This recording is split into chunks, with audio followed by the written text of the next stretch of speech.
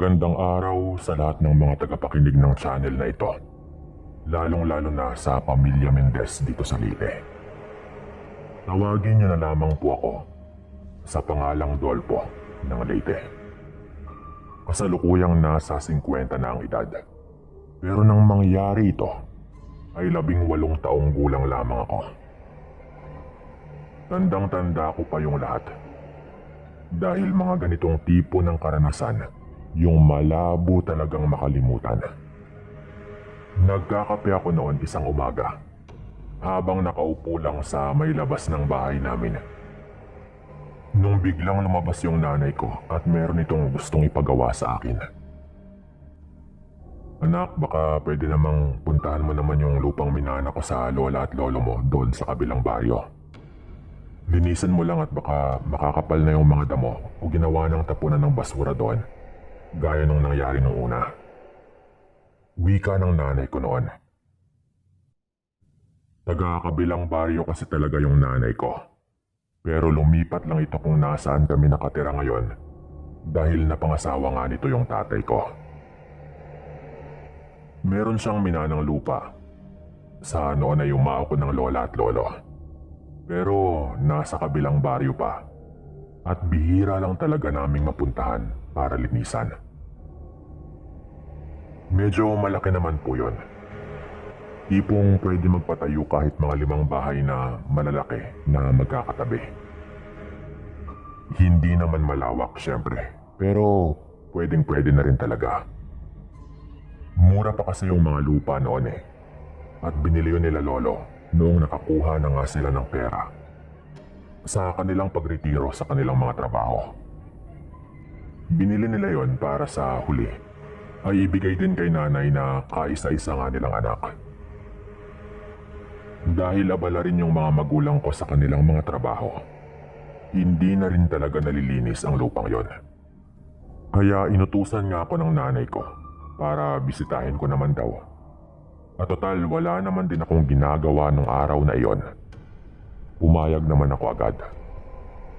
Inuha ko nga yung itak at hinasa ko yon dahil gagamitin ko na pang tabas ng mga damo. At pang putol ng mga tumutubong maliliit na puno at mga saging doon sa lupa namin. Pagkatapos kong hasain ang itak, agad naman akong umalis. Nagdala na rin ako ng posporo para sunugin yung mga tuyong dahon doon kung sakali. Sinakyan ko lang yung napakaluma na naming motor.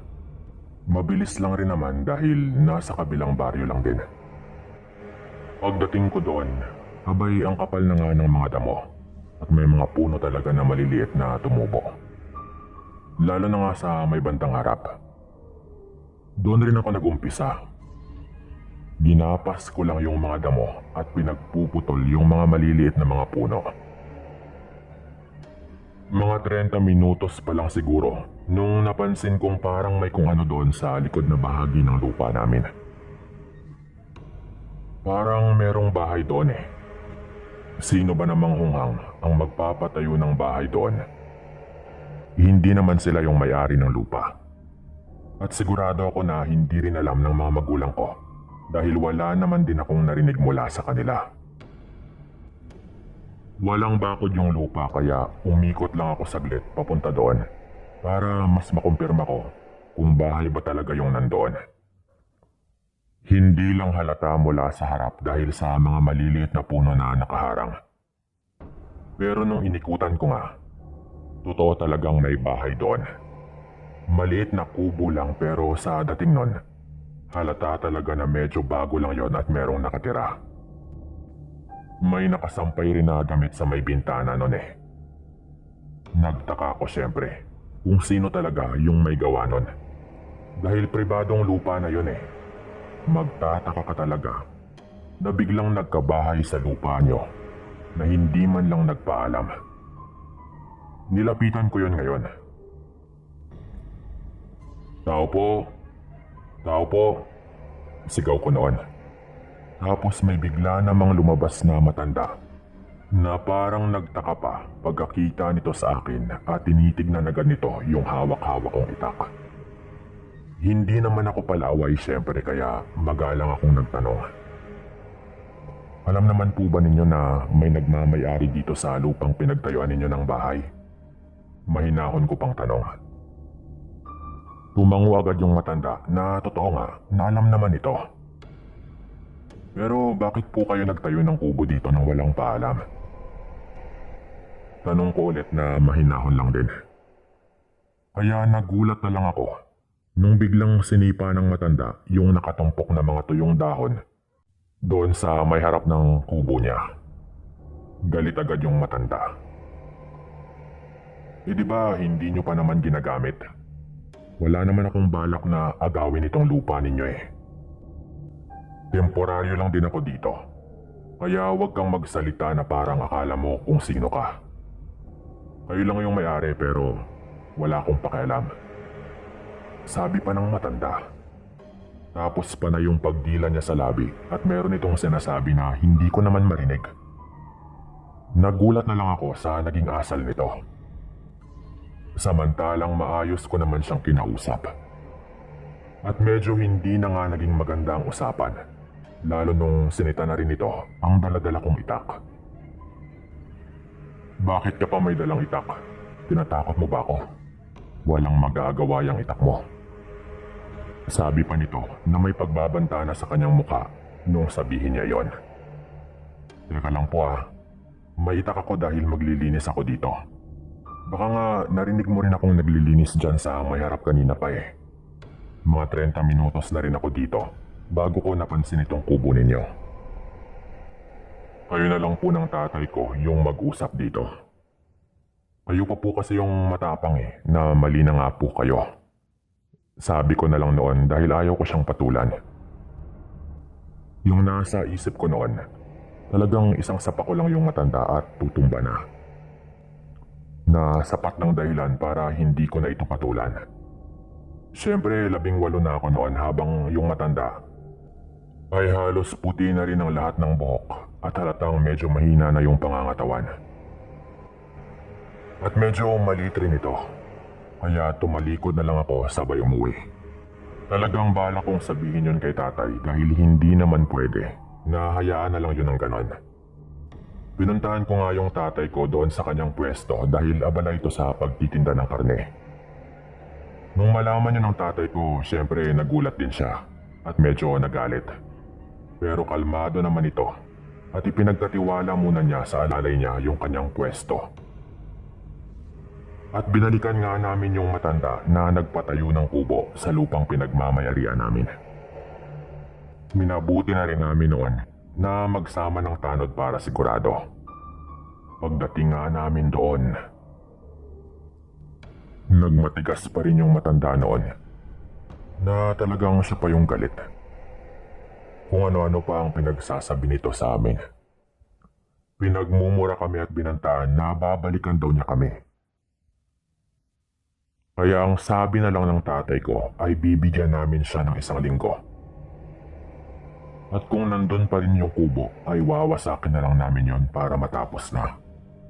At pagkatapos nga po nun, umalis na rin kami doon na hindi na namin pinansin pa ang ibang pinagsasabi ng matanda.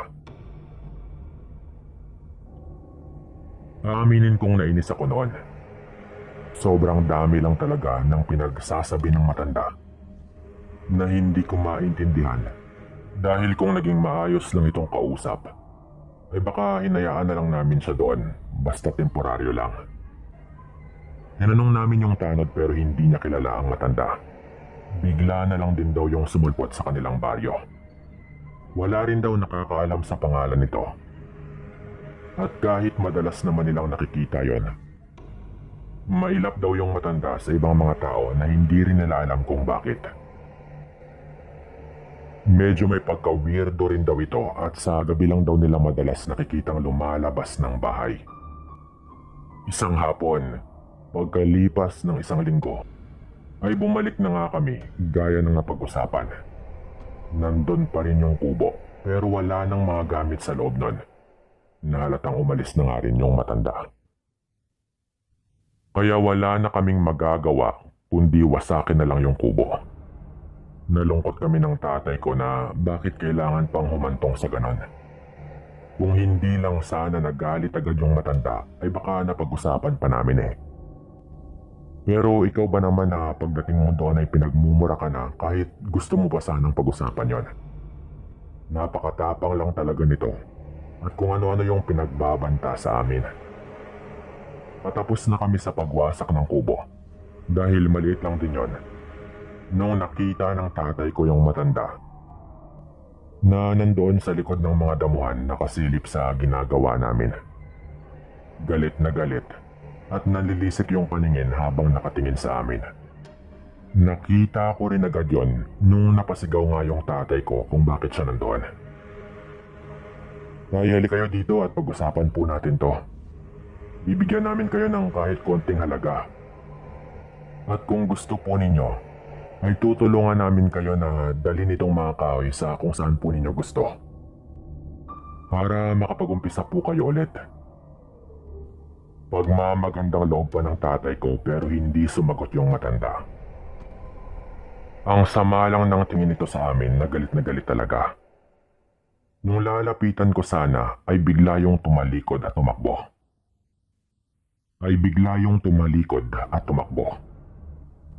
Hinabol ko pa po yun at doon na nga ako nagtaka. Nung habulin ko kasi yon, ang bilis po nung nawala. Sabi ko sa sarili ko, imposibleng ganun yun kabilis kumilos dahil uugod-ugod na yon. Kahit yung tatay ko ay nagtaka rin at napaisip. Kakaiba yung matanda na yon, anak ka. May hindi tayo alam sa kanya. Malakas ang kutob ko sa matandang yon. Sabi pa nga ng tatay ko noon. Nung tuluyan na naming nawasak yung kubo, nagulat kami ng tatay ko na sa may likod po nun ay maraming mga buto. Marami yon at ang iba ay parang medyo bago pa lang na hindi pa malinis. Parang mga buto ng hayop, pero yung iba ay mapapaisip ka talaga kung sa hayop ba o sa tao. Parang buto ng tao yung iba. Ayon pa kay tatay. Kinabahan ako lalo pero lakas loob din naming niligpit yon at nilagay sa sako. Tapos sinayaan lang muna namin yung mga kahoy at pawid na mula sa kubo at umalis na rin kami doon. Litong-lito po kami noon, Sir Dan. Hindi na namin sinabi pa yon kay nanay at ang nasabi lang namin ay umalis na rin yung matanda ng kusa. Kinagabihan po niyan, hindi ako makatulog. Nakailang bangon na ako at higa ulit, pero hindi ako inaantok. Iniisip ko yung nakakatakot na tingin ng matanda hanggang mga bandang 11:00. Parang merong naglalakad sa labas ng bahay. Binaliwala ko lang po nung una. Pero paikot-ikot yon sa bahay namin. Doon na nga ako bumangon. Alam kong nasa loob sila nanay at tatay. Dahil wala akong narinig na merong nagbukas ng pinto para lumabas. Narinig ko lang na sa may kusina, kaya pinuntahan ko yon. Pero sakto na pagpunta ko doon, bigla naman akong nakarinig na meron ng ingay sa bubong sa may kusina. Gawa sa yero yung sa may sala namin. Pero pawid lang sa may kusina kaya talagang naririnig ko. Pinakiramdaman ko hanggang sa may nag-iingay na. Sa isang parte ng bubong, papunta doon sa kwarto nila nanay. Sa may kusina rin kasi, yung kwarto ng mga magulang ko. Parang dahan-dahang hinahawi ang pawid doon at mula sa kinalalagyan ko, ay nakikita ko din yung part na iyon. Dahil mababa lang din yung dingding ng kwarto nila nanay at wala ring kisame yung bahay namin. Nagulat na lang po ako noon nung may humawi na nga sa pawid ng bubong. At kitang-kita ko talaga na may sumilip mula doon. Pulang-pula yung mga mata at kahit yung kamay na bumabakla sa pawid ay nakita ko rin. Itim na parang mabalahibo. Ang hindi ko alam ay gising na rin pala yung tatay ko at nagmamatsyag din habang naroon sa kanilang kwarto. Nagulat na lang po ako noon nung makarinig ako ng 2 putok ng baril Napadapa nga ako sa pagkabigla ko noon. Nung marinig ko po yon, agad din yung sinundan ng pagyaw sa itaas ng bubong na parang may kung anong nilalang na nasaktan doon sa itaas ng bubong. Dahil yun pala yung parte na binaril ng tatay ko. Kasabay po nun ay nakarinig ako na merong tumalon mula sa bubong. Sabay tumakbo palayo sa bahay namin.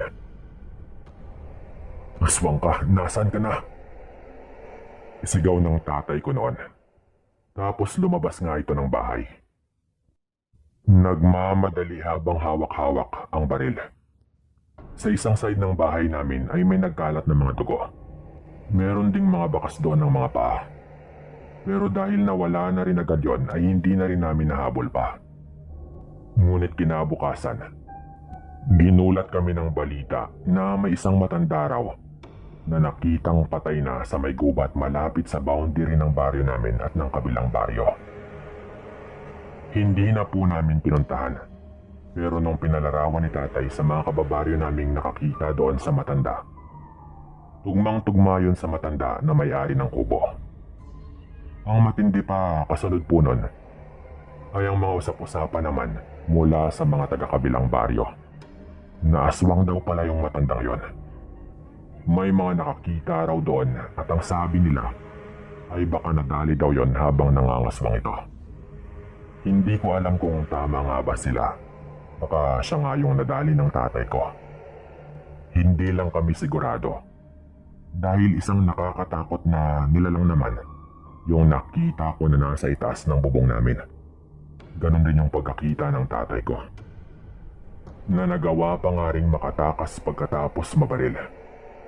Ang problema lang, yung matanda raw po, tama rin ng baril yung ikinamatay. Kung siya man yon, mas mabuti na rin siguro para matapos ng kanyang paghahasik ng lagim. Lalo at medyo matapang at agresibo yung matanda na yon. Simula po noon ay naging matahimik naman yung buhay namin. Siguro talagang mag-ingat tayo sa mga taong nakikilala natin kahit sino pa yan. Dito ko na rin po tatapusin ang kwentong ito at maraming salamat sa pagkakataong ito. Paalam.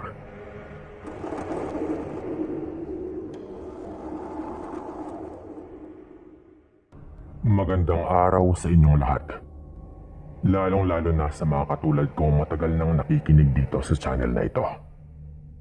Simula yata nagka-pandemya, nakikinig na ako dito. Tawagin niyo pala ako sa pangalang Erwin.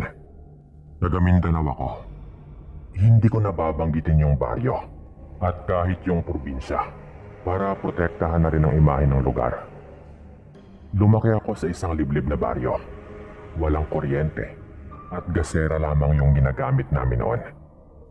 Ang iba ay merong Petromax pero para sa amin noon, medyo yung may mga kaya lang yung makakabili ng ganon. Dahil karamihan sa mga tao sa baryo namin noong araw, mahirap lang din talaga. At isa na nga po kami doon. Nung mangyari itong kwento, 19 na yata ako. Isang araw, napagkasunduan naming magpamilya na ipagdiwang yung kaarawan ng yumao ko ng lolo. Ganyan naman kasi tayong mga Pinoy, diba? Kahit wala na yung tao, ipinagdiriwang pa rin natin minsan yung kaarawan niya noong nabubuhay pa ito. Mga 2 taon pa lang kasi mula nung mamatay si lolo ng mga panahong ito. At dahil nagkataong Sabado, naisip naming ipagdiwang yon. Kami-kami lang din. Hindi naman din ganun kalaki yung pamilya namin eh. Ang iba ay kung saan-saang lugar na rin dahil sa trabaho. Sa bahay namin ipinagdiwang. Pumunta po noon yung mga tiyahin at tiyuhin ko, pati na rin yung mga pinsan ko. Kanya-kanya ring dala ng pagkain, bilang ambag nga sa ginawa naming selebrasyon. May mga nagdala ng hilaw na karne ng baboy at manok, tapos doon din niluto sa bahay namin. Meron namang nagdala ng isda at ang iba pang mga kung ano-ano lang na mga pagkain. Yung mga tiyuhin ko din yung nagluto. Nung luto na nga, siyempre nagsalo-salo na kami at nag-inuman din yung iba. Hindi ako gaano uminom noon dahil may gagawin pa nga ako kinabukasan. Hindi rin ako masyadong nakakain dahil yung mga bata tinira agad yung mga pagkain na gusto ko sana. Yung mga bata kasi talaga yung matatakaw. Bandang mga 10:00 ng gabi, nung medyo tumahimik na, nalasing na yung mga dapat malasing. Lumabas ako ng bahay para magyosi. Nung matapos na nga ako at tinapakan ko na nga yung upos ng sigarilyo, narinig kong nag-aaway yung dalawa kong tiyuhin. Yung isa ay kapatid talaga ni nanay habang yung isa naman ay asawa ng ate naman din ni nanay. Tawagin natin silang Tito Randy at Tito Boy. Siyempre napatingin ako agad at pumunta doon sa kanilang kinalalagyan kung saan nga sila banda nag-aaway. Sa may likod lang banda ng bahay namin yon. Pagdating ko doon, ay inawat na rin nga nila nanay ang mga ito. Galit na galit noon si Tito Randy kay Tito Boy. Ang sabi nito, "Nakita kita, boy. Dugo ng hayop yan. Anong pinagsasabi mo? Nakainom ako pero nakita kita. Yung manok panabong ni Erwin, kinain mo eh."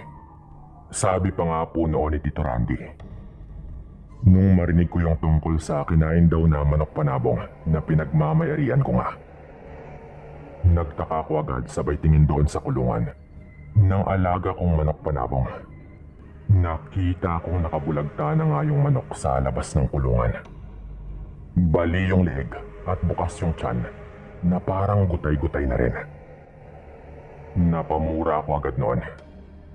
"Anong kinain? Pinatay ninyo yung manok ko?" Sigaw ko po noon. Galit na galit ako at buong akala ko pinagtataga talaga yung manok ko. Gutay-gutay din kasi at bukas pa yung tiyan kaya akala ko talaga sinadyang hiwain. Wala lang talaga pa sa utak ko noon. Ang sabi ni Tito Randy, "Hindi yan pinatay. Kinain yan kaya nagkaganyan. Tignan niyo yung lamang loob. Wala na dyan. Kinain na eh." Paulit-ulit na sambit ni Tito Randy noon at tinuturo yung dugo raw sa damit ni Tito Boy. Ang problema, nakaitim po ito na t-shirt kaya hindi talaga halata pa. Baka pawis lang eh. Kaya tinignan ko yung lamang loob ng manok at wala na nga yun. Doon ko rin napansin na hindi maayos ang pagkakahiwa sa tiyan. Na parang pwersahan lang yung winasak. Meron ding mga kagat na kung titignan ngang mabuti ay parang kinain nga pero hindi pa naituloy na ubusin. Itong si Tito Boy na ito ay asawa lang ng kapatid ng nanay ko. Kaya medyo sabit lang din siya sa pamilya kong baga. At hindi talaga namin kadugo. Pinahubad namin yung t-shirt niya at nung amuyin ko, amoy dugo nga talaga yung nasa damit niya. Nung inilawan naman namin yung kanyang katawan, doon na rin namin napansin sa kanyang mga kuko na meron ng dugo. May konti pang hindi nahugasan dahil naghugas na raw ito nung nag-away na nga sila ni Tito Randy. Dahil nakita nga raw talaga ni Tito Randy na kinakain talaga niya. Nagpaalam lang daw itong uuwi, tapos dumaan pa pala doon sa may mga manok. Iihi lang daw sana si Tito Randy, pero nakita pa nga niya. Lumabas na rin yung tita Ami ko noon, na asawa nga ni Tito Boy. Nakiusap siyang pag-usapan namin ng matiwasay ang mga nangyari. Pero, tinitignan din ni tita Ami ang kanyang asawa, na halatang merong pagtataka. Maging siya, ay inamoy rin yung damit ng kanyang asawa. At amoy dugo nga raw talaga. Tahimik lang si Tito Boy noon. Hanggang yung tatay ko na mismo ang mahinaong nagpatahimik sa amin. At pinapasok niya kaming lahat sa bahay namin noon. Mabuti na lang at tulog naman na yung mga bata. At ang iba pa naming kapamilya ay nakauwi na rin sa mga bahay nila. Yung kaisa-isang bahay naman naming katabi doon banda ay bahay rin ng pinsan ko.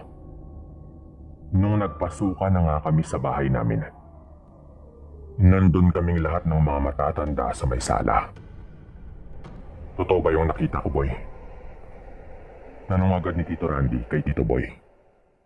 "Lasing lang ako. Hindi ko na alam kung ano talaga ang nangyari. Mukhang napatay ko yung manok pero hindi ko yun kinakain nung makita mo ako." Sagot po ni Tito Boy noon na medyo galit na rin. Pero iginiit ni Tito Randy na nakita niya talaga pero hindi niya lang agad kinumpronta. Nung naghuhugas na raw ito niya kinumpronta kaya nag-away na sila. Ngunit dahil lasing rin nga si Tito Randy, medyo nagsimula na ring magduda ang karamihan sa mga nandoon tungkol sa kanyang salaysay. Nagkapalitan pa nga ng konting diskurso bago pilit na lang nainayos. Lahat kami may agam-agam noon kung sino nga ba sa dalawa ang nagsasabi ng totoo. Ang sigurado lang noon, mahirap na nga talagang hayaang magkasama yung dalawa kong tiyuhin dahil siguradong mag-aaway sila. Hanggang sa meron ng mga nangyari na nagkumpirma kung sino nga ba yung nagsasabi ng totoo. Kung tatanungin niyo ako kung kanino ako naniniwala, ay Tito Randy. At alam kong sa kanya rin naniniwala ang karamihan sa amin. Pero nagkunwari na lang yung iba na parang hindi pa totoo kahit alam naman nila na may basehan talaga yung nakita ni Tito Randy. Marahil ay alang-alang din kay Tita Ami na asawa nga ni Tito Boy. Nagkita nga kami isang Sabado ng gabi sa isang bilyaran ni Tito Randy.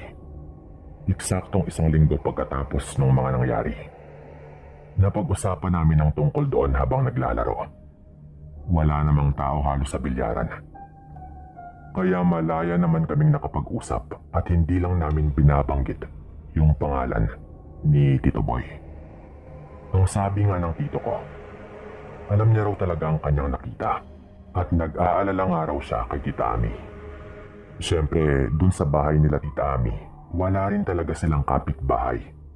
At halata daw talaga na walang kaalam-alam si Tita Ami. Ayon pa nga kay Tito. Kaya nung tapos na nga kaming maglaro, napagkasunduan namin na bisitahin ng palihim sila Tita Ami at Tito Boy.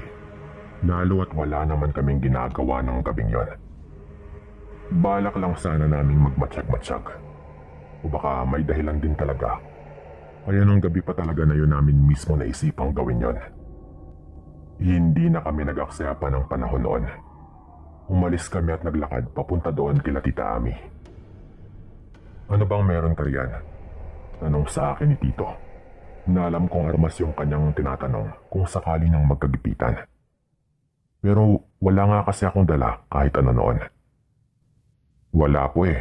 Ikaw ba? Tanong ko naman sa kanya. Tanso na patalim at asin. Yan lang yung dala ko. Kung totoo siyang aswang. Sapat na ang mga ito. Sagot naman ng tiyuhin ko. Pagdating nga namin doon, ang tahimik lang naman. Sabi pa ni Tito, total minsan lang naman daw namin gagawin. Magtiyaga na raw kaming magbantay doon, kahit mga 2 oras lamang. Nasa ilalim lang kami ng puno ng mangga sa tapat ng kanilang bahay. Nagyosi pa nga kaming 2 noon eh.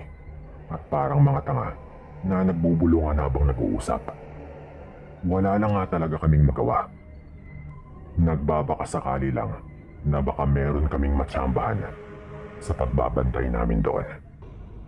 Kung hindi nga siguro kami nagkita ng tito ko, baka gawin pa rin niya yon. Dahil nga may baon na nga siyang tanso at asin. Nahalatang handa na siya para sa gabing yon. Maya-maya pa, nagulat kami na parang may biglang dumating. Sa likod na pinto dumaan kaya hindi na nga namin nakita talaga. Pero doon na nga nagsimula. Narinig na namin si Tita Ami na tinatanong si Tito Boy kung saan siya galing. Kaya alam namin na siya nga yung biglang dumating. Galing pala ito sa labas. Mabuti na lang at hindi nga nito kami napansin. Dinig na dinig din namin si Tita na nagtatanong kung bakit umuwi raw si Tito Boy na walang saplot. Sabi ko na nga ba eh, aswang talaga yung boy na yan. Walang saplot kasi nagpapalit ng anyo bago umalis. Sabi pa nga ng Tito Randy. Hanggang sa marinig na nga namin na nagsimula ng mag-away yung mag-asawa. Aswang ka ba talaga? Tama ba yung kapatid ko sa kanyang nakita? Galit na sabi po noon ni Tita Ami. Kailan mo pa tinatanong? Sige, Oo, tama siya. Pero, subukan mo lang na sabihin. Makakatikim ka sa akin. Ganito na ako bago pa tayo ikasal. Sagot pa nga po ni Tito Boy noon. Nangilabot ako nang marinig ko yon dahil galing na mismo sa kanyang bunganga. Hanggang sa galit na galit din yung tita Ami ko at nag-aaway na nga talaga sila. Dahil nakarinig na kami na merong mga nababasag na gamit. Doon na nga biglang lumabas ng bahay yung tiyahin ko. Paglabas po nito, sinundan siya ng kanyang asawa. Na noon ay nalilisik na nga yung mga mata na talagang galit na galit. Doon na rin biglang tumayo si Tito Randy. Aswang kang hayop ka. Kinain mo yung manok. Kapatid ko naman ang sasaktan mo ngayon. Kaya ayaw kong makasal kayo dati. Meron kang tinatago. Sabi po noon ni Tito Randy. Si Tito Boy naman ay galit na rin.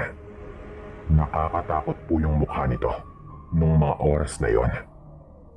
Alam kong anumang oras ay baka mga atake ito.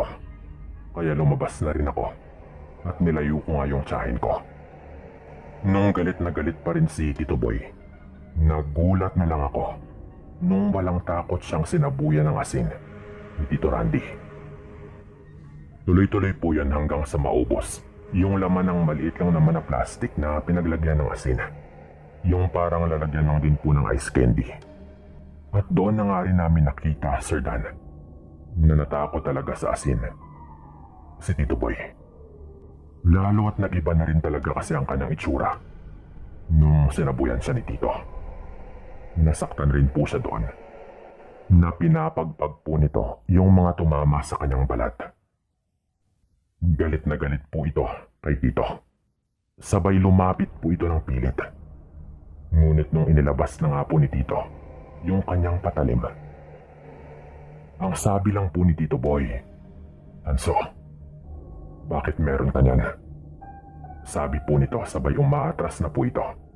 Samantalang parang atake na po ito. Bago pa yon, yung mukha rin niya, tinatakpan niya na parang mahapdi yung parting natamaan ng asin. Gagamitin nga talaga sanang pangsaksak sa kanya ni Tito Randy yung kanyang patalim. Pero pinigilan naman siya ni tita at aalis na lang daw kami. Nagmadali na rin pumasok ng bahay si Tito Boy noon habang kami ay umuwi nga sa bahay namin. Pinalipas po namin yung gabing yon. Kinabukasan, pinuntahan namin si Tito Boy sa kanyang bahay. Pero laking gulat na lang namin na wala na ito ron. Umalis na. Kahit kasal nga sila ng tita ko. Siguro alam niyang magkakaproblema na rin talaga siya. Mga 1 linggo po yung lumipas. Dumating yung kanyang kapatid na hingi ng tawad at inamin po nitong ganun nga raw yung pagkatao ng kanyang kuya boy. Walang nagawa si Tita Ami noon kundi umiyak lang ng umiyak. Mabuti na lang nga at wala silang anak at hindi siya nito hinawaan. Simula po noon, hindi na namin nakita pa si Tito Boy. Yun na po yung huli. Kung saan man siya nagpunta, malamang delikado yung taong yun. Hanggang dito na lang din po ito. Salamat po sa lahat ng mga nakinig.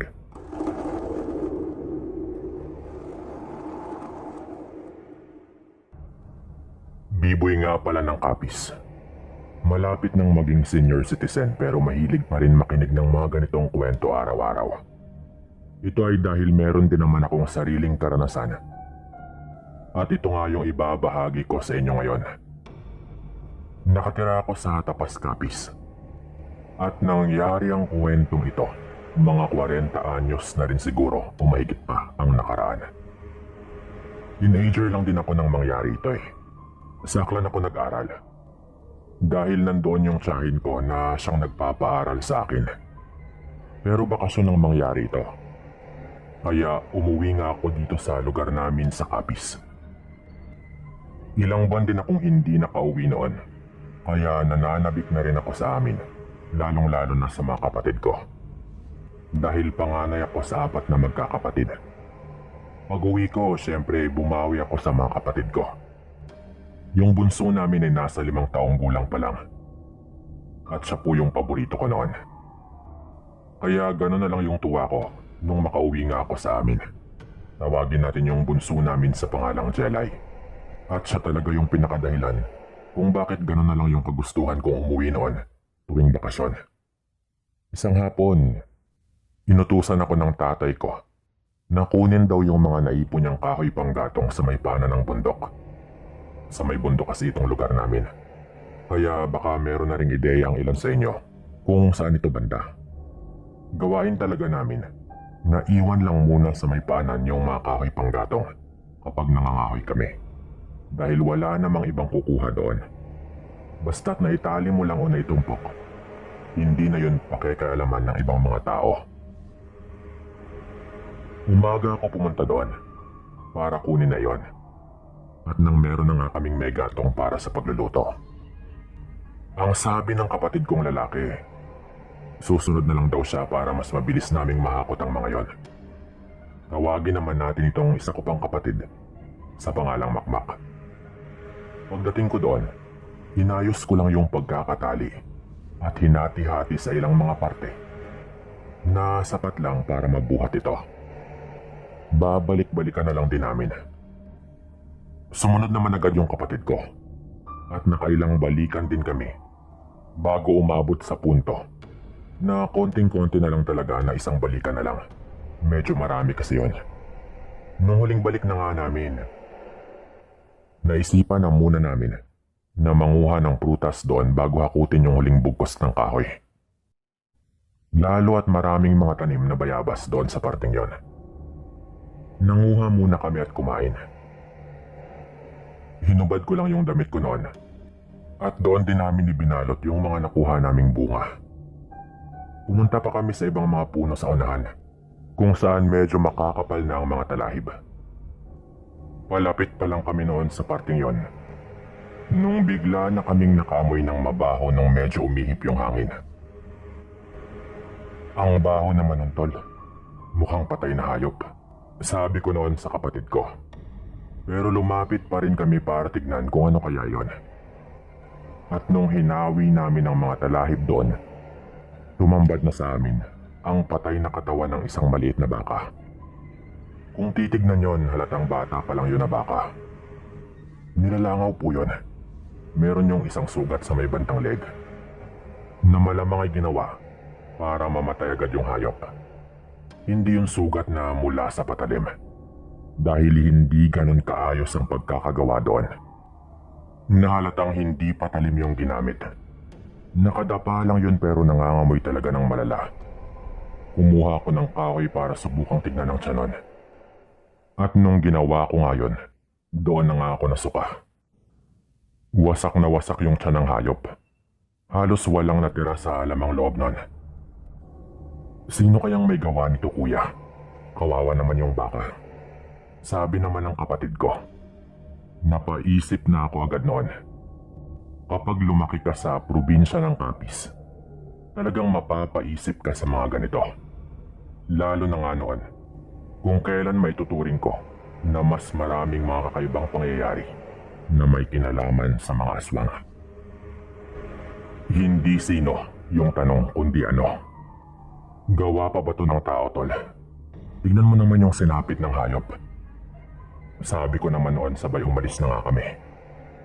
Binuhat na namin yung huling natirang mga kahoy at nagmadaling umuwi.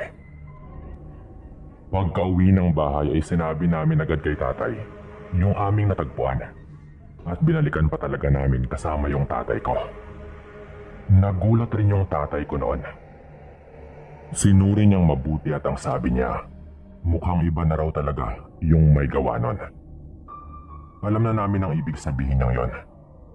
Habang nandoon kami at nakayuko at tinitignan-tignan pa rin yung hayop, bigla akong napalingon dahil meron akong narinig na ingay.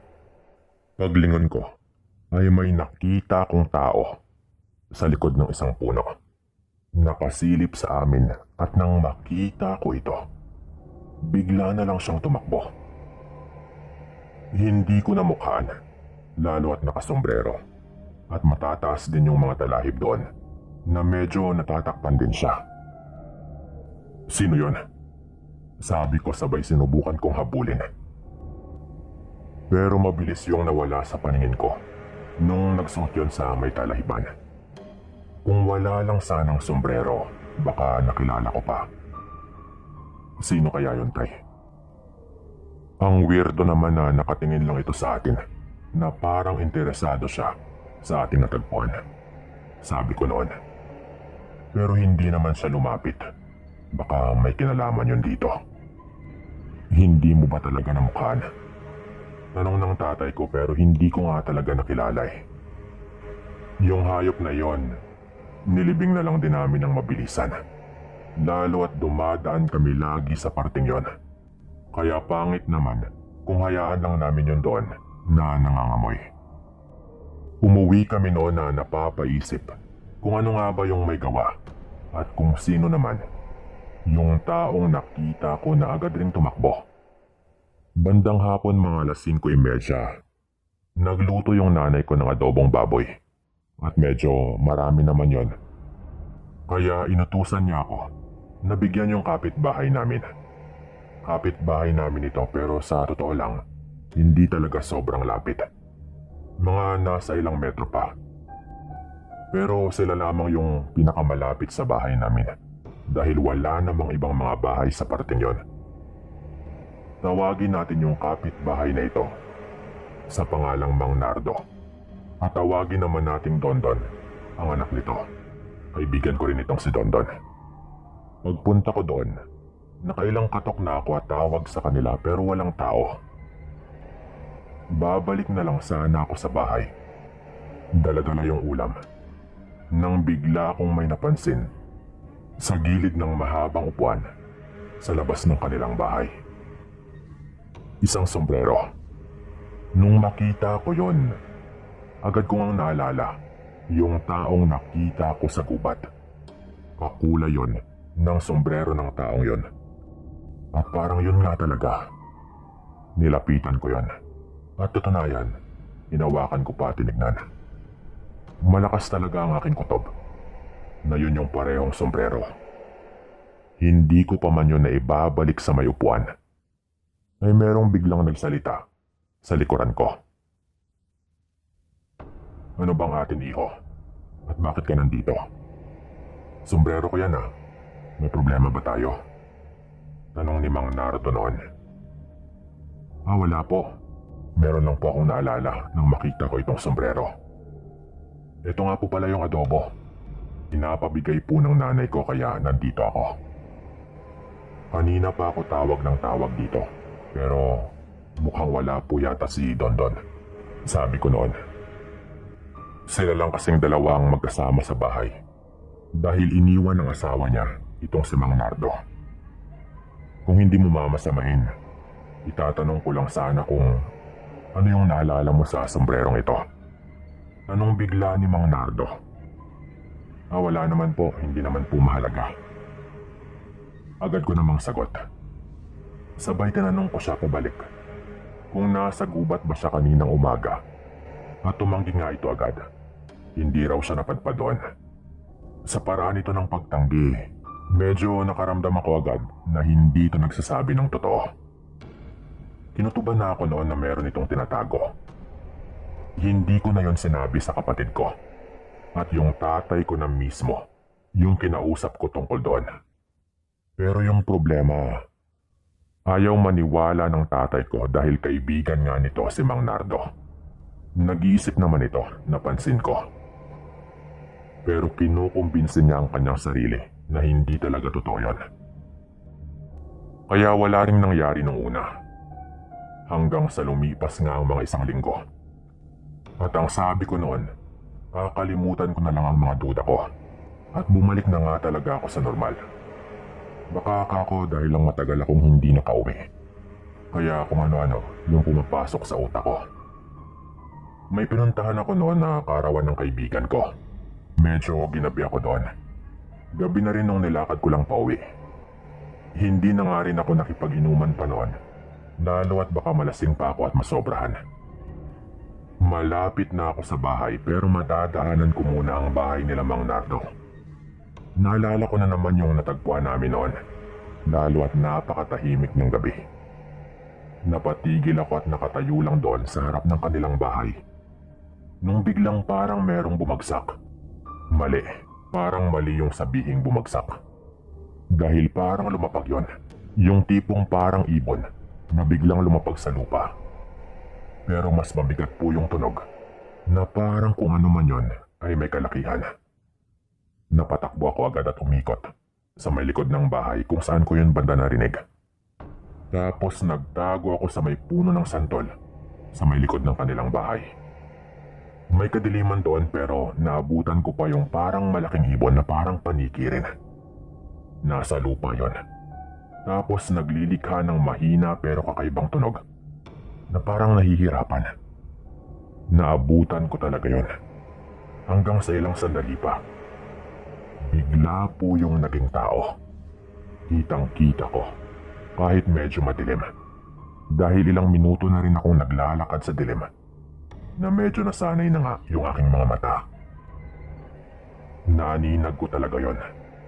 Yung malaking paniki ay biglang naging tao. Hindi na ako nakapagpigil noon. Bata pa ako ng panahong ito, kaya padalos-dalos din talaga. Lumabas nga ako sa pinagtataguan ko. Mang Nardo, ikaw yan alam ko. Sabi ko na nga ba eh, aswang ka. Wika ko pa sabay lapit. At sinindi ko nga yung lighter kong dala at inilawan siya. Naninigarilyo din po kasi ako paminsan-minsan.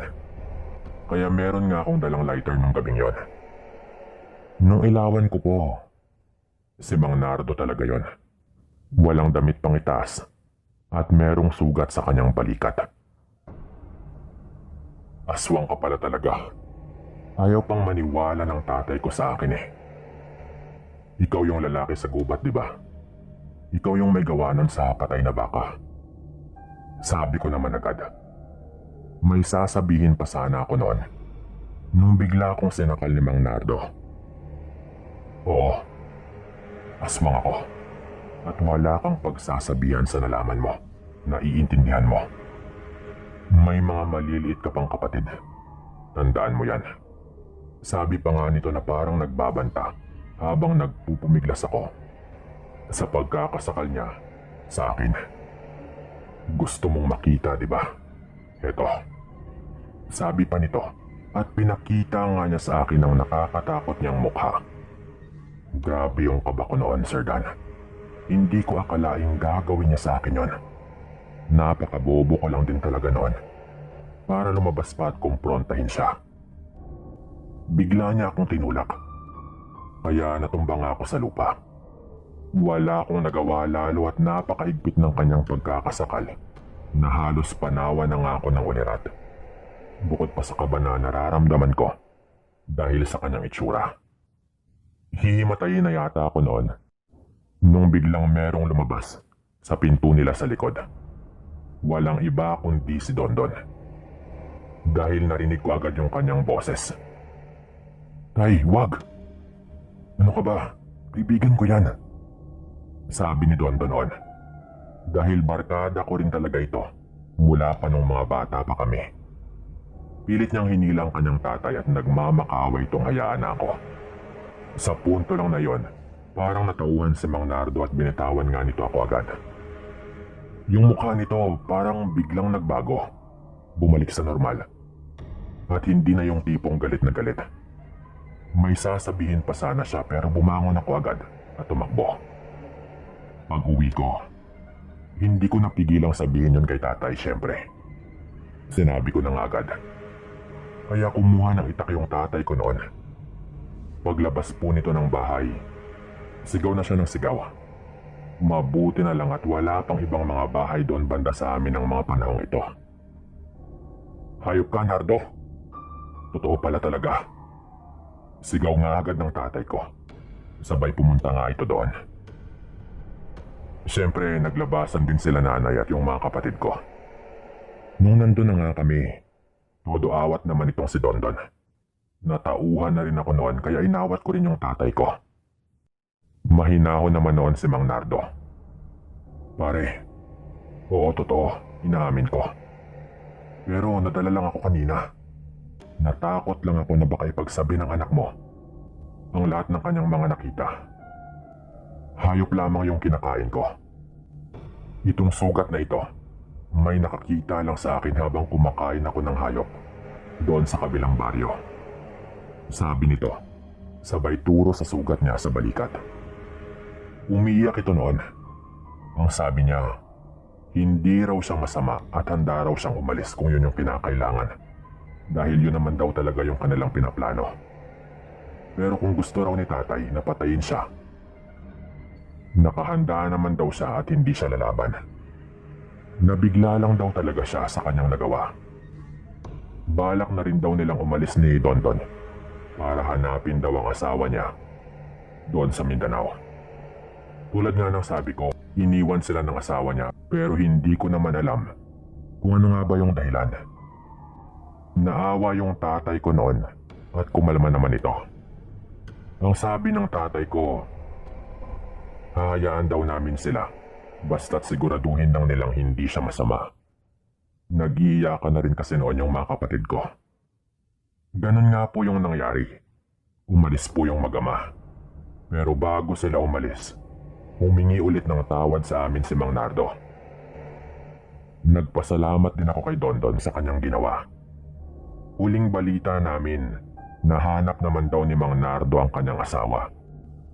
At nagbalikan daw sila. Sa Mindanao na rin sila nanirahan pagkatapos po nun.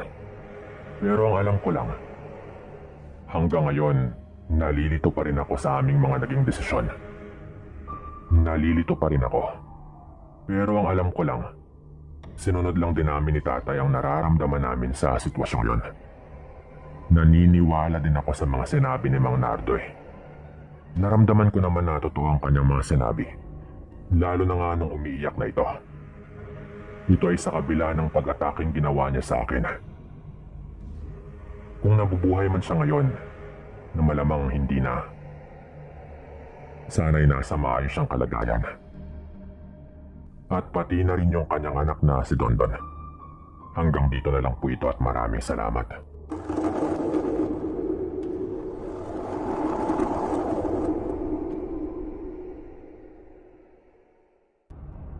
Ang kwentong ito ay kwento pa ng tatay ko at ng lolo niya noong siya'y maliit pa lang. Ako lang ang nagsulat at nagpadala dahil mahina na rin talaga ang katawan ng tatay ko ngayon. Ang pangalan ng tatay ko ay Roberto at para madali, ikukwento ko ito na parang siya na rin mismo ang nagkukwento sa inyo. Magsimula na tayo. Binabati ko ang lahat. Roberto nga pala at nangyari itong kwentong ito noong dekada 50. Baka isa na nga rin ito sa pinakamatandang kwento dito sa channel ninyo. Nangyari ito sa Bataan noong ako ay 11 taong gulang pa lamang. Mga panahong nasa puder pa ako ng Lolo Eduardo ko. Para sa kaalaman ninyo ay dating albularyo itong si Lolo. Pero may isang malupit na pangyayari na naging dahilan ng pagtigil niya sa panggagamot. Namatay yung tiyuhin ko, panganay na anak nitong si Lolo Eduardo, at nagkataon pang paborito rin talaga niyang anak. Hindi ito namatay sa kung anumang sakit o aksidente, kundi pinatay. Pinatay ng isang aswang. Yun ang pagkakaalam ko dahil yun ang palagi kong naririnig sa mga magulang ko at sa pamilya namin. Ayaw na ayaw lang talaga ni Lolo na pag-usapan ng tungkol doon pero ayon kila nanay. Dahil sa pagiging albularyo, marami na ring nakabangga ng mga aswang itong si Lolo. At nung napadpad yung tiyuhin ko sa isang baryo kung saan maraming kalaban si Lolo, doon na nga ito ginantihan ng mga aswang. Natagpuan na lang ang bangkay ni Tito sa may damuhan. May mga sugat sa katawan at binawian na nga ng buhay. Siyempre, napabalita lang na nakurso na daan ng mga tambay. Kaya nga meron daw siyang mga saksak pero nung makita ni Lolo yung katawan ng tiyuhin ko, alam niyang hindi mga tambay ang may gawa kundi mga aswang. Mga aswang na sa kutob ni Lolo ay mga kalaban niya. Alam niya yon dahil sa mga marka, sa mga sugat sa katawan at sa paraan ng pagpatay. Ginantihan talaga si Lolo sa pamamagitan ng kanyang panganay na anak. Gustuhin man niyang gumanti rin pabalik, ay hindi na nga niya ginawa at minabuti niyang tumigil na lang sa panggagamot dahil dumarami na nga ang kanyang kaaway dahil doon. Kung tutuusin, maiintindihan mo rin talaga si Lolo. Marami siyang mga mahal sa buhay at meron na rin siyang mga apo ng mga panahong yon. Ayaw niya rin malamang na madamay pa kami. Kaya pinili niyang umiwas. Yung masakla pa doon. Pagkalipas ng ilang buwan pagtatapos nun, pumanaw naman yung lola ko. Kaya para hindi mag-isa si Lolo, ay ako yung sumasama sa kanya sa kanyang bahay. Sa kanya nga ako nakatira. Sa mga isang taon kong pagsama kay Lolo noon, ay wala naman akong naranasang kakaiba. Minsan ay may mga pumupunta kay Lolo para magpagamot. Pero lagi niyang sinasabi na tumigil na nga siya sa pagiging albularyo. Kapag daw kasi bumalik pa siya, dadami na naman ulit ang kanyang kaaway. Isa pa, matanda na rin talaga si Lolo. Nahirap na rin ang kanyang katawan. Kaya nga sinasamahan ko na siya sa kanyang bahay dahil kailangan na rin niya ng makakatulong. Lalo at may kalayuan yung bahay na ito ni Lolo. Malayo sa ibang bahay na pabor din siguro sa kanya dahil gusto nga niyang mamuhay ng tahimik. Ganon si Lolo. Malihim din ito na parang may mga bagay siyang hindi sinasabi kahit sa sarili niyang mga anak. Maliban lang din sa tiyuhin kong namatay. Sa lahat ng kanyang mga anak, doon sa tiyuhin kong yon talaga nagsasabi ng mga bagay-bagay si Lolo. May mga alam yung tiyuhin ko na yon kay Lolo na hindi alam ng ibang mga anak. Pero wala na rin kaming magagawa dahil patay na nga yung tiyuhin ko. Namuhay na nga si Lolo na parang normal na lang. Kahit yung kanyang mga gamit sa panggagamot, hindi ko talaga nakikita. Tinago na nga niya. Ngunit dahil sa kabutihan ni Lolo, hindi pa rin siya nakaiwas sa kung anong nakasanayan na nga niyang gawin sa loob ng maraming taon. Ang tumulong, ang manggamot. Isang gabi, patulog na kami ni Lolo nung biglang merong dumating. Napabangon ako agad dahil alam ko na meron na namang gustong magpagamot. Naunang lumabas si Lolo na merong daladalang lampara. Sinilip ko sa bintana at nakita ko ang isang babae at lalaki. Ang babae ay merong karga-kargang sanggol. Maliit pa yun na siguro wala pang 1 taon. Iyak yun ng iyak. At nung lumapit sila, ay nakilala ko na nga yung mga ito. Mag-asawa ito. Nakababaryo lang din namin. Malamang ay nagmadali pa talaga sila na pumunta doon. Nung una ay tumanggi si Lolo. Gaya nga ng laging nangyayari. Pero umiiyak yung nanay ng bata. Nakikiusap kay Lolo. Hanggang sa makiusap na rin yung tatay ng bata. At doon na nga hindi nakatiis si Lolo. Nilapitan niya at tinignan yung sanggol. Naawa si Lolo sa bata nung makita niya ito. Malamang alam niyang makakatulong talaga siya. Nagulat na ako nung nagmadaling pinapasok ni Lolo yung magpamilya. Lumabas na rin ako ng kwarto noon. Sinabihan ako ni Lolo na isara ko yung mga bintana at mga pinto. At agad siyang nagtanong sa mag-asawa kung wala ba silang naramdamang nakasunod sa kanila nung pumunta sila doon. At ang sabi ng mag-asawa, nung sobrang lapit na raw sila sa bahay ni Lolo, may mga narinig daw silang yabag ng paa na talagang may kalakasan. Kaya nga raw tinawag na agad nila yung pangalan ni Lolo bago pa man sila makalapit na talaga sa tapat ng bahay. May nakasunod sa inyo dito eh. Kaya nga hindi ko kayo pwedeng tanggihan. Kung tinanggihan ko kayo ngayon lang, mapapahama kayo. Tatambangan kayo ng mga yon sa danyo pabalik. Sabi pa nga ng lolo ko. Mga, hindi lang isa. Tanong nung tatay at tumango lamang si lolo. Mas swerte kayo na nakarating pa kayo dito. Mukhang huli na nung matunugan nilang umalis kayo ng bahay. Dagdag pa ni lolo. At sinabi nga ng mag-asawa na sa likod raw sila ng bahay dumaan at palihim rin talaga silang umalis. Lalo at parang masama na raw yung lagay ng kanilang anak. Lumaki na yung tiyan ng sanggol at talagang mukhang may iniinda itong sakit dahil iyak ito ng iyak. Hindi na nag-aksepa ng oras si lolo at ginamot niya agad yung sanggol. Sa wakas ay nakita ko na ulit na manggagamot si lolo. May pinahid siyang langisalo sa buong katawan ng sanggol habang meron siyang inuusal na buhay na salita. Kilala yung lolo ko sa lugar namin na talagang maalam sa mga ganong bagay. Pagkatapos nun, may hinalo siya sa isang platito. May kung anong bagay siyang tinunaw sa tubig na may halo ring kaunting langis at pinainom nila yon sa sanggol. Sa pilitan lang yung pinainom dahil kailangan daw talagang mainom yon ng bata. Nilagay lang sa isang kutsarita. Pagkatapos po nun, tumigil sa pag-iyak yung bata. Parang bumuti yung pakiramdam nun. Pero kasabay po nun, ay nakarinig na kami ng ingay sa labas. May mga tumatakbo sa paligid. Hindi lang isa yon, na parang iniikot-ikutan nila yung bahay ni lolo. Hindi na mga baguhang aswang ito. Nagpapalit-palit na rin ang anyo. Dito lang kayo. Delikado yung mga to.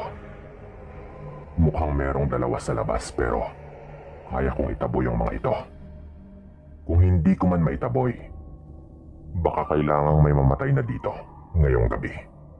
At hindi ako yun. Sabi pa nga ni lolo at meron siyang binuksang kahon. Nakita ko ulit na kinuha ni lolo at isinuot ang kanyang proteksyon. Parang isa yung medalyon. Nagpahid si lolo ng langis sa kanyang palad, pati na rin sa talampakan at sa kanyang noo. Parang naglalagay siya ng simbolo ng krus habang pinapahid niya yon na hindi ko rin alam kung bakit. Kumuha rin si lolo ng itak at naglakad na nga papunta sa pinto. Sasama ako. Lalabas din ako. Kaya ko yung sarili ko. Sabi ng tatay ng bata na parang gusto nga nitong tumulong. Pero pinigilan siya ng lolo ko. Dito ka lang. Nandito rin yung apo ko sa loob. Bantayan mo yung mag-ina mo at yung apo ko habang nasa labas ako. Kung sakali lang na merong makapasok dito. Sabi ng lolo ko noon. Kaya walang nagawa yung tatay ng sanggol kundi manatili sa loob. Pagkatapos noon, lumabas na rin ang pinto si lolo. Talagang natakot po ako noon, Sir Dan. Yung mga aswang sa labas, naririnig namin yung mga angil na parang ayaw talaga nilang sukuan yung sanggol. Kursonada talaga nila yon. Pagkalabas ni lolo, narinig naming nagtakbuhan ng mga hayop sa labas papunta doon sa harap ng bahay kung nasaan nga si lolo. Sumilip kami sa bintana noon at doon ko na nga nakita ang dalawang malalaking asong kulay itim na iniikot-ikutan yung lolo ko. Parang tinatansya nila si lolo pero kalmado lang si lolo noon. Hawak-hawak niya ang kanyang proteksyon at nagsimula siyang mag-usal ng mga orasyon. May kalakasan yon dahil naririnig namin pero hindi rin namin maintindihan. Nung ginawa yun ni lolo, mas naging agresibo ang isa sa mga hayop na parang ayaw niyang ituloy ni lolo ang kanyang ginagawa. Umatake po ito kay lolo. Pero ginamit ni lolo yung itak at inabot niya yung isa doon sa mga hayop. Kitang-kita ko po yun. Nasugatan ni lolo yung isa. At habang patuloy na nag-uusal ng orasyon si Lolo, napapaatras yung mga hayop na parang natatakot sila kay Lolo. Tuloy-tuloy ang orasyon. Hanggang sa napansin kong nanghihina na nga yung hayop na nataga ni Lolo na parang hindi na ito halos makagalaw. Parang hindi naman yun napuruhan doon sa ginawang pagtaga sa kanya ni Lolo. Habang yung isa pa ay tumakbo na nga rin papalayo. Dahil sa orasyon, mukhang naaapektuhan sila sa orasyong ginagawa ng lolo mo. Sa totoo lang, mas kinakatakutan ng mga aswang ang mga buhay na salita. Kahinaan nilang mga yan. Sabi pa nga nung tatay ng sanggol sa akin. Tigilan ninyo ang pamilyang ito at wala tayong magiging problema. Kilala ko na kayo ngayon. Sigaw naman ni Lolo na tumigil na sa pag-usal ng orasyon. Pinatay ni Lolo noon yung lampara na inilapag niya nga sa lupa. Kaya hindi na namin makita ng malinaw ang nangyayari doon sa labas dahil may kadiliman. Nagulat na lang kami, Sir Dan, nung meron kaming naninag. Yung hayop na nanghihina na at nakahiga na sa lupa, bigla pong naging tao. Hinang-hina pa rin yon, pero nagawa nang makatayo kahit papaano. Alis na. Ayoko nang pumatay. Umalis kayo dito at tigilan niyo tong sanggol na ito. Sigaw ni Lolo at bigla pong tumakbo palayo yung taong nandoon. Mukhang bumalik yon sa normal na anyo dahil sa mga orasyong ginawa ni Lolo. Takot na takot yon sa lolo ko. Nagad yung tumakbo nung pinapaalis na siya ni Lolo. Pagpasok ni Lolo sa bahay, nagtanong agad yung tatay nung sanggol.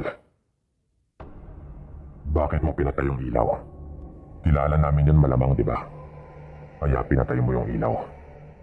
Kababaryo ba natin? Tanong nung tatay ng sanggol. Yung isa. Yung huling tumakbo na nagbalik sa anyong tao. Taga rito lang din yon. Yung isa naman, taga kabilang baryo. Kilala ko pareho. Hayaan ninyo at hindi na kayo guguluhin ng mga yon. Kung tutusin, malayo yung dalawang yon sa mga kalaban kong aswang ng mga taga-kabilang baryo. Kayang-kaya kong patayin yung dalawang yon kung ginusto ko kanina. Sabi pa nga ng lolo ko, bakit hindi ninyo ginawa? Kung ako yon, pinatay ko na yon. Kung hindi kami nagpagamot dito, baka nawala na sa amin itong sanggol naming anak. Sabi pa nung tatay pero ipinaliwanag sa kanya ni Lolo na hindi ang pagpatay ang solusyon lagi. Pagkatapos po nun, hinatid pa namin ni Lolo yung pamilyang yon sa bahay nila, pauwi, para sigurado. Nung nakauwi na nga kami ni Lolo, nakita kong nanghina rin ito. Hindi raw biro ang gumamit ng mga buhay na salita. Lalo at matanda na rin siya. Gayunpaman, talagang namangha ako sa lolo ko noon. 2 aswang pero nagawa niyang itaboy gamit lamang ang mga orasyon. Sinasabi ko sa inyo, takot na takot ang mga aswang sa mga orasyon. Isa yan sa kanilang kahinaan. Pero hanggang dito na lang din po itong kwentong ito. Maraming salamat sa pagkakataong ito. At ito nga yung kwento namin ng lolo ko. Paalam.